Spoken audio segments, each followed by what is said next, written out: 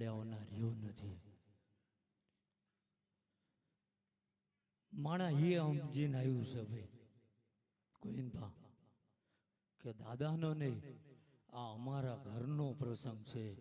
અને જો મારા પ્રસંગમાં હાજરી આપી છે જો એના ટાણા હું ઉકેલવા ના જાઉં તો ગંગાબાનું ધાવણ લાગી જાય ભાઈ જેવી રીતના માણા આવ્યું છે મને ધર્મને ખબર છે ભાઈ 3 દાડા મારી પથારીએ હુતું તું આજ એ દવાખાને થી આવ્યું છે એની મેં નોંધ કરી છે શું કહું છું પણ મેં કર્યું એ કોઈનું તું નીકળ તારી વેળા મેં હાચી છે ભાઈ એમ જે ભાવ કરીને આવ્યું છે ભાઈ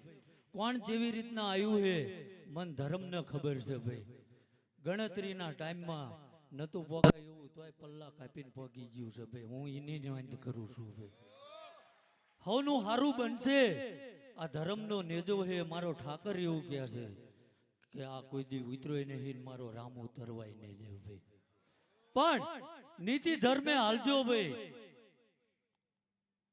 ગોવિંદભા બોલું મને મારા વેણની કિંમત છે અને કોઈ દાડો મારું વેણ મારા ઠાકરે ફગવા ન દીધું તમને તો જે કીધું એ પાર પાડી દીધું પણ જિંદગી મોતનો સવાલ હતો ભાણા અને વરામવાર તેમ મારી પાસે આવ્યા હતા કે ગળે કેન્સર આવ્યું છે અને મારો આધાર ગણ તો ભોળા દોળા તું આ મારો રાગ તાર મેં કીધું તું દાડા ગણ ભાઈ અને જો કદાચ તારા ભાવમાં કભાવ ના હોય અને મારી માળાનું ટેરવું કદાચ મારા ઠાકરે ભૂલ્યા વગર જતું ના કર્યું હોય તો દાડા ગણજે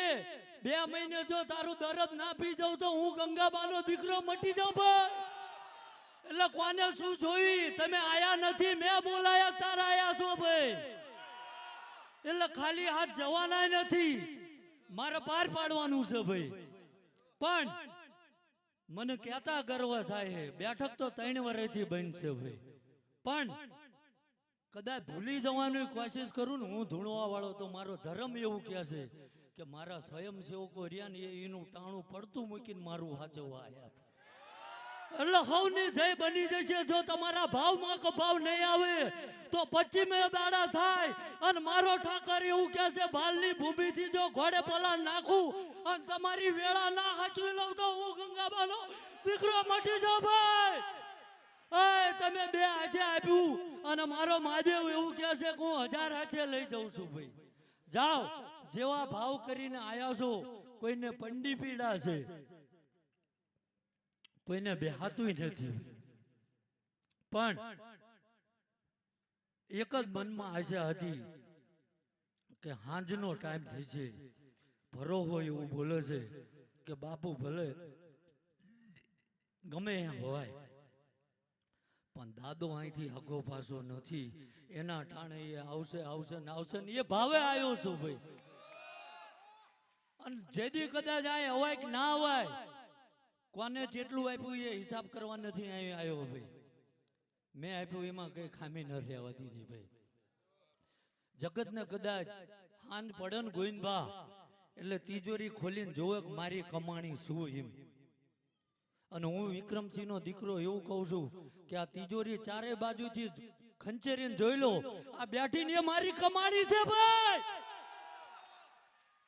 એટલે મારી કમાણી કોઈ લૂંટી નહીં લૂંટશે નહીં ભાઈ પણ મારું મહેમાન આવે એને હાચવજો ભાઈ